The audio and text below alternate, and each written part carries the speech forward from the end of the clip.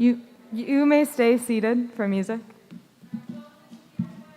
When I was a teenager, whoa, that's loud, my favorite music to play at the piano was that of the Polish composer Frédéric Chopin. And so I'm going to play you what is his very shortest piano piece today, the Prelude in A major.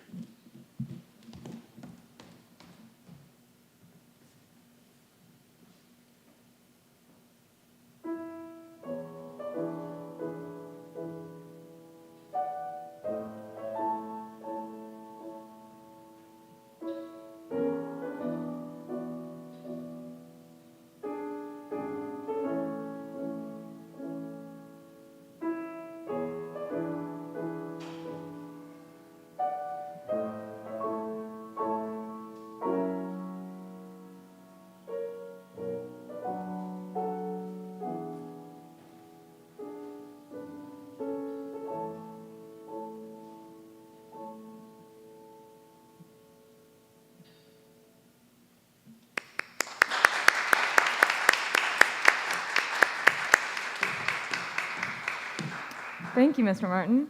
All right, so our quote today comes from Stokely Carmichael. There is a higher law than the law of government. That's the law of conscience. Good morning. Today is Tuesday, November 3rd, 2020, and today we are celebrating, wait for it, National Sandwich Day. So I have 3 fun facts. Number 1, the sandwich is named after John Montagu, the 4th Earl of Sandwich, yes, that's a thing, who is said to have asked his servant to bring him meat stuffed between 2 slices of bread so that he would be less inconvenienced while out hunting, playing cards, and just generally being a rich gentleman on the go. Apparently, his friends took notice and asked for the same as sandwich, and so the name stuck. Number 2, the most expensive sandwich ever sold went for $28,000 on eBay. It was toast that seemed to have an image of the Virgin Mary on it. The original owner, Diane Duster of Miami, was just about to tuck into her sandwich when she noticed it contained an image of the Virgin Mary. She sealed it, kept it for 10 years as a lucky charm, and then went on to sell it to GoldenPlace.com, a Canadian online casino.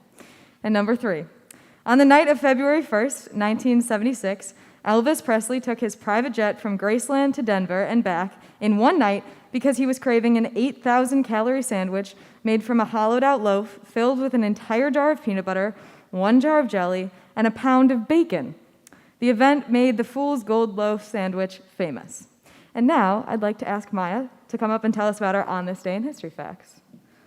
Okay, so we have 3 on this day in history facts. So in 1534, Henry VIII and subsequent monarchs became head of Church of England. In 1906, International Radio Telegraph Conference in Berlin selects SOS distress signal as the worldwide standard for help. And then in 1992, I Will Always Love You single released by Whitney Houston. And that was the Billboard Song of the Year in 1993. Thank you. All right, and now I'd like to invite Anna to tell us our joke of the day.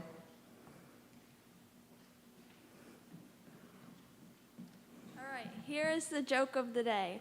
Why don't ants get sick? Why? Because they have little antibodies. Make sure to wash your hands. All right, and now we have a French National Week presentation.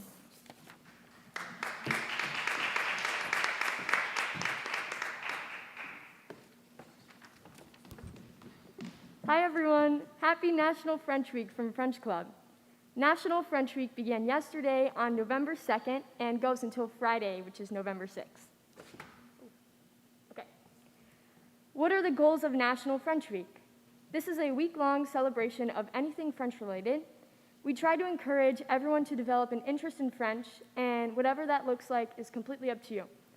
I know this is pretty vague, so for example, French Club, we learned about how more countries than only France speak French, and we were pretty surprised of how many of those countries were outside of Europe. Here is a brief video describing what we've learned.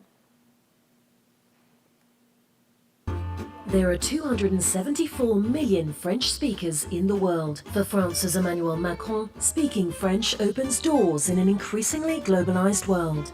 But what many don't realize is that there are more French speakers in Africa than Europe. In 2014, there were 150 million Francophones in Africa, but less than 100 million in Europe. There's another 20 million from the Americas and the Caribbean, followed by 2.5 million in the Middle East and Asia. Finally, around 1 million are living in the South Pacific. By 2050, Africa could account for 85% of the Francophone world. But according to the International Organization for la Francophonie, those numbers could change depending on how the organization's 54 member states choose to reinforce the language's teaching. With a potential for 700 million speakers, French could become the most widely spoken language in the world. But for now, it ranks 5th worldwide, behind Arabic, English, Spanish, and Mandarin, with 848 million speakers. There are 274 million. Oops, sorry. Okay, so some planned activities and events. Sometime this week, there will be eclairs at lunch. We have flags of Francophone countries hung on the first floor, so be sure to check those out. The French Club worked really hard on them. Some planned activities include a scavenger hunt and a French presentation about landmarks. The scavenger hunt. So how does this work? This will be worth Hornet Jacket points. If you happen to find one of these photos, physically bring the photo to the front office. There you will find Hornet Jacket jars. Place your photo in your team's jar so the points can count. If you take the photo home, the points will not count, so please don't take them home. Also, none of the photos are in Madam Fisher's room. She has some similar photos, so please don't take anything from her room. Along with the photos on the previous slide, here are the other ones you could find in the scavenger hunt. These are all around the school in places that everyone is, so everyone should be able to find some. Presentation of French landmarks. If anyone is interested in this, it will be in the chapel on Friday during lunch. We will start at 12, and it shouldn't be any longer than 20 minutes, so we should be done by 12:20. Thank you to French Club, Madame Mellon, and Miss Stothert for helping me put this together. Thank you.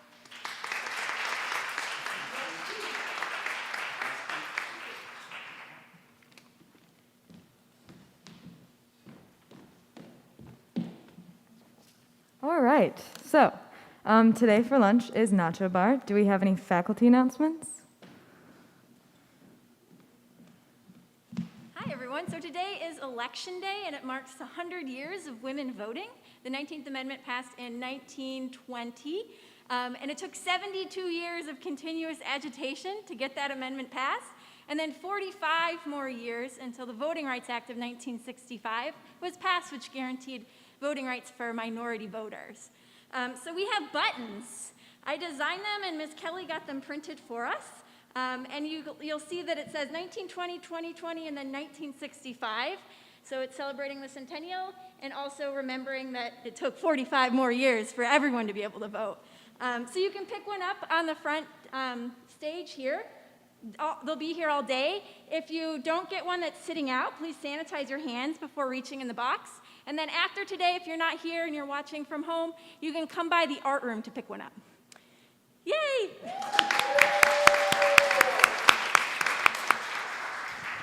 Ms. Cass, I was trying to model mine here while you were doing that, but you didn't see it. Glee Club meets today, altos at 11:45 to 12:05. At 12:05, sopranos, please just come in at that point as the altos exit. Thank you very much. Everybody needs to be here. If you are in school, you need to be at one of those rehearsals. There are a couple of semichord people who have been skipping out. You're not going to be in semichords anymore if you do that. Thanks.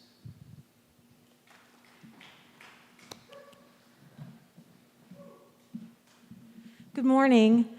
I'm wearing the colors today of the suffragists, purple, white, and gold. I'm also wearing my pin from Ms. Cass. And when I go today to fill in my little dot, I'm going to think about all the women and men, but women who fought for the right for me, Kyle Holt Hopkins, to cast my vote. And that gives me hope. You know what else gives me hope? All of you, and of you out in the rooms. You students give me hope. Last week, when we walked around and saw what you shared your creativity, your thoughtfulness in regards to planet Earth and justice for all. The all-school read, it gave me such hope. I was so touched.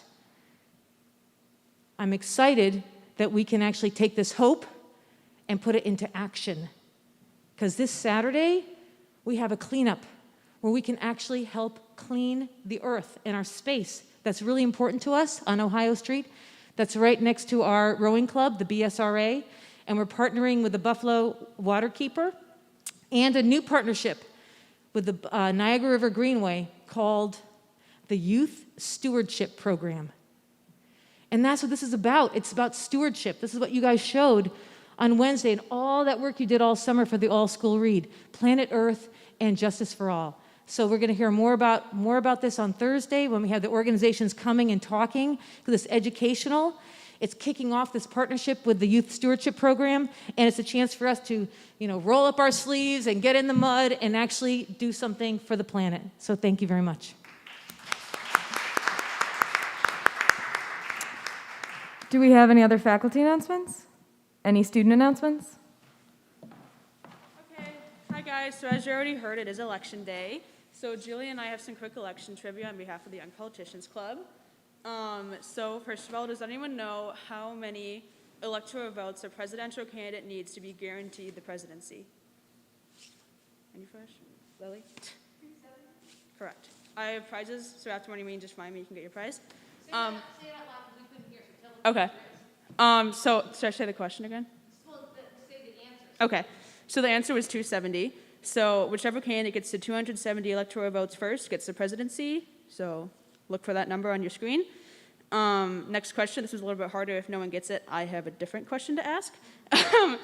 So what, other than population, more specifically, determines how many electoral votes each state gets? No? Okay. So it has to do with how many senators you have, and then how many congressional districts you have. So each state starts out with 2 electoral votes for their 2 senators, and then they add 1 electoral vote for every congressional district they have. And then next question, this has to do with that. So if you can think that through in your head, how many electoral votes does New York have?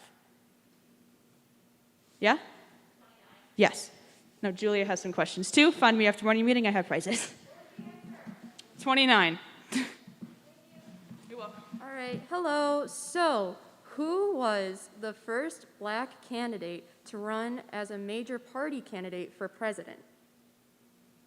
All right, so I'll give you a hint. She was a woman who ran in 1972, and she was also the first woman to run for president in the Democratic Party.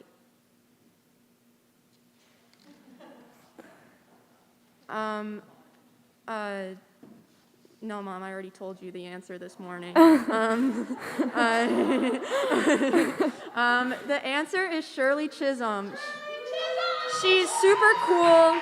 Everyone should learn about her because she was amazing. And unfortunately, she didn't win the nomination, but she was super cool and progressive. Now, can somebody name me a swing state?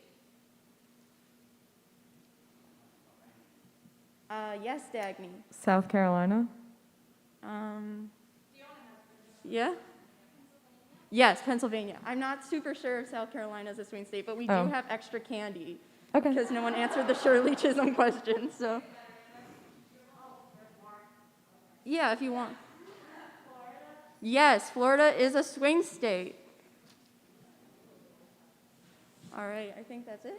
Yeah, have a nice day, everyone. Happy Election Day. Go vote if you can. I have one more quick fun fact. So a lot of people decide not to vote because they think it's one vote, it doesn't matter. So the fun fact is, did you know that the reason why we speak English here in America was because of one vote? So never think that your one vote doesn't matter, because it does. Thank you.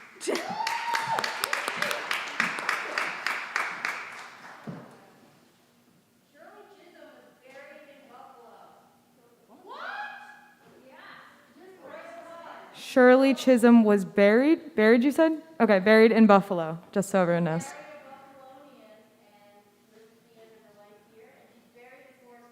And she's buried in Forest Lawn.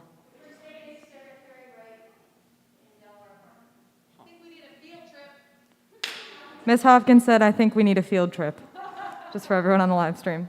Okay, do we have any other student announcements? Okay, well, did you have something? Oh, perfect. Okay, so, okay. Everyone have a great day and get to class.